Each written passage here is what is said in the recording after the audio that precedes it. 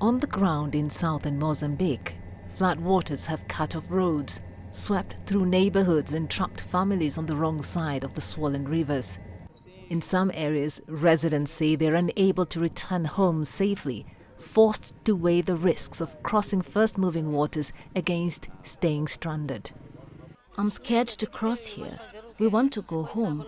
Since the day before yesterday, we have been stuck on this side. We want to cross to get home. We have decided to take a risk. Local authorities say rescue and response efforts are underway, though access remains a major challenge. We are working, but we don't have all the data about what is happening now. This moment, we are making plans to go to the affected areas where there are people waiting to be rescued.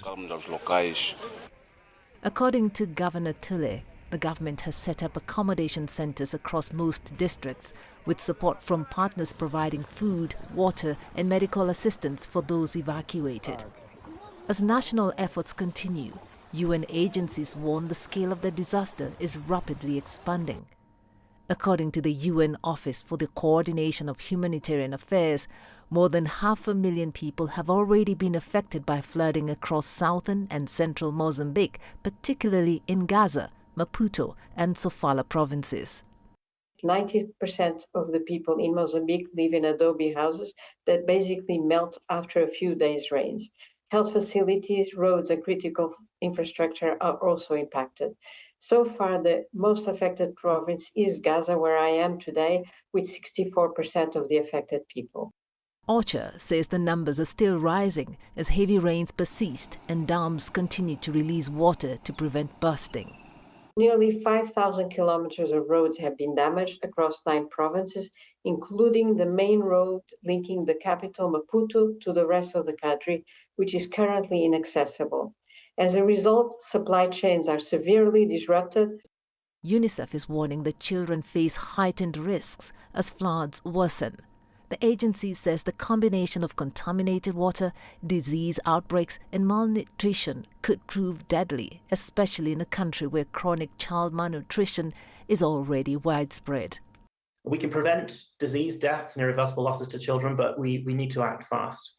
Mozambique is really a country of children and young people. More than half its population, around 17 million people, are under the age of 18, and the average age is just 17. And when floods and cyclones strike, as they have repeatedly and with increasing frequency over recent years, it's the youngest and children who are hit hardest. With Mozambique entering its cyclone season, humanitarian officials say urgent action is needed to prevent further loss of life, particularly among children. Joy Kiruki Juma, CGTN. Well, let's see if we can reconnect with Julie Shire. Julie, if you can hear me, thank you for standing by. We apologize for that break in communication. Returning to what we were talking about, Julie, you talked about the faraway villages affected by the flooding. Talk to us about the kind of assistance that is required. Yes, Richard, as you can see, the connection here isn't the best.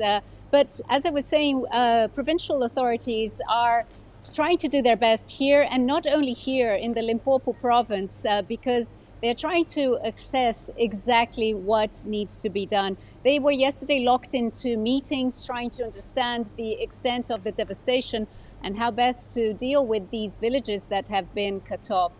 President Cyril Ramaphosa has also been in the affected areas trying to reassure people that help is on the way, but obviously with a lot of the infrastructure been swept away, it's proven to be quite hard to reach these villages, that some roads have been completely washed away, Richard. And also, Julie, Mozambique, I hear, is also dealing with catastrophic flooding. What's the latest over there? What do we know? So Mozambique, unfortunately, again, has been a lot harder hit than South Africa. Over 100 people are thought to have died, and there are 400,000 people that are thought to be displaced, particularly in the southern and the central regions. So the authorities there are dealing with severe damage to homes, roads, and crops. And there's also a growing concern of clean water, because what usually tends to happen is, unfortunately, disease outbreaks. And in this case, Mozambique has had cholera outbreaks for a while. So there is a lot of things that are going to be having to be assessed. But here along the border, there is also close monitoring of river systems, because the flow between the two countries could mean that the upstream that comes from Mozambique could also quickly affect the South African side and these communities. So both countries very much on the look of what is going to happen in the next coming days. We have had a little bit of a reprieve from the weather, but it's always unpredictable, and government agencies are doing everything they can to bring the situation under control, Richard. All right, Julie Shire speaking to us live from Mpumalanga province in South Africa. Julie, thanks for keeping a close eye on that story for us. We're now joined by Kumi Naidoo, who is the Executive Director of Greenpeace Africa. He is joining us from Johannesburg. Mr. Kumi Naidoo, thank you for joining us here on Africa Live. What is your assessment, may I ask, of the current flooding in Southern Africa at the moment? And are there climatic factors that should be of concern? Thank you very much for having me. And let me just correct you that I am currently the president of the Fossil Fuel Non-Proliferation Treaty Initiative. I used to be the head of Global Greenpeace some years ago. So just to be very clear, what we are seeing right now is not surprising at all. This is alarming, yeah, but not surprising. The scale and intensity of flooding point to a very, very dangerous shift from predictable seasonal rains to climate volatility. And climatically, there are three major concerns. One, warmer air holds more moisture, which means when rain comes, it comes in short, intense bursts, overwhelming rivers, dams, and drainage systems. The second problem is saturated soils from repeated rainfall events means that even when we have like moderate rains, we are seeing severe flooding. But third and most importantly, we need to understand that these floods are hitting communities already struggling with poverty, weak infrastructure, and inequality, turning the climate shocks into a humanitarian crisis. So sadly, global powerful players, as well as most countries on the continent, have not taken the climate challenge seriously. Just to be clear, 86% of what drives climate change is our addiction and dependence on fossil fuels. So getting off fossil fuels on the fastest possible timeline has to be a critical pathway that we need to follow. All right, Mr. Kumi Naidoo, first of all, thank you for the clarification of your new position. But what you said earlier leads me nicely to my second question. Flooding is also occurring in parts of northern Africa like Tunisia.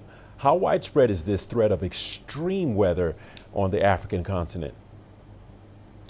The reality is that threat is now on a continental scale.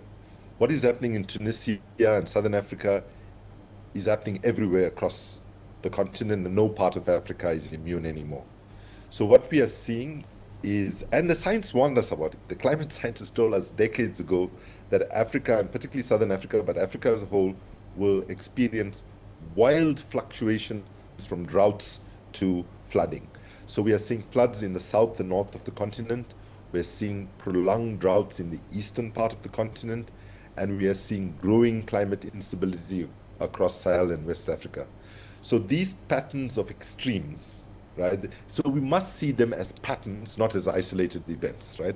So there's too much water in some places, too little in others. It's exactly what the climate scientists warned us over decades.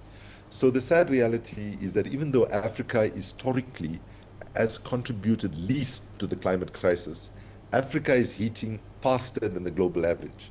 Yet we contribute the least to global emissions based on our population size. So, the continent that did the least to cause the problem is being hit from all sides: floods, droughts, food insecurity, and displacement. And the sad thing is that what we are seeing now, according to what the science says, is not only going to become the new normal, but is going to accelerate and increase in intensity, frequency, and volatility.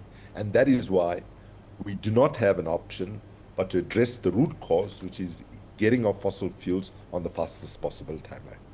All right, patterns of extreme, as you put it, whereas flooding is a major concern now. Ironically, there are warning signs of a looming drought, which you've touched upon, that are also getting louder in some other parts of Africa. My question to you is, what needs to be done to mitigate these arising disruptive weather-related challenges, in a nutshell? So I think there's three things we need to do. First, prioritize protecting people now. That means investing in early warning systems, disaster preparedness, climate resilient infrastructure, and social protection, particularly for women, farmers, and people living in informal settlements. Secondly, we need to adapt smarter. What does this mean? Africa must invest in water harvesting to deal with drought periods. We need to have we can't rely anymore on rain-fed agriculture, so we need to have drought-resistant agriculture. We need ecosystem restoration, and local knowledge needs to be respected and harnessed, because many of the solutions lies in knowledge that sits in communities. So our communities have survived harsh climates for generations. They now need support, scientific support, and resources to do so under far more extreme conditions. The third and the most important thing that we need to do, we must address the root cause. As long as the world keeps expanding coal, oil, and gas, these disasters will intensify. That is why we need to support what is happening in April in Colombia, at the end of April, which is the first international diplomatic conference for the just transition of the phase out of fossil fuels. So let me just end by saying Africa does not need sympathy right now. What Africa needs is justice, finance from the countries in the global north that drove the crisis, and we need solidarity from people who have skills, expertise, technology, and so on that can help us become more resilient and protect our people and turn the climate crisis into an opportunity by getting ahead of the green renewable energy technology curve, harnessing the power we have in agriculture, and so on, and recognize always that Africa is not a poor continent. Africa is the richest continent underneath the ground, and that, according to what the academics tells us, that's why we are precisely the poorest continents above ground, which is what we call the resource curse, where our resources are exploited by elites on our continent and their global backers globally. We need to end that. We need to end the corruption that exists in our energy systems, and we need to decentralize our energy and take people out of energy poverty, as well as address climate change. Thank you.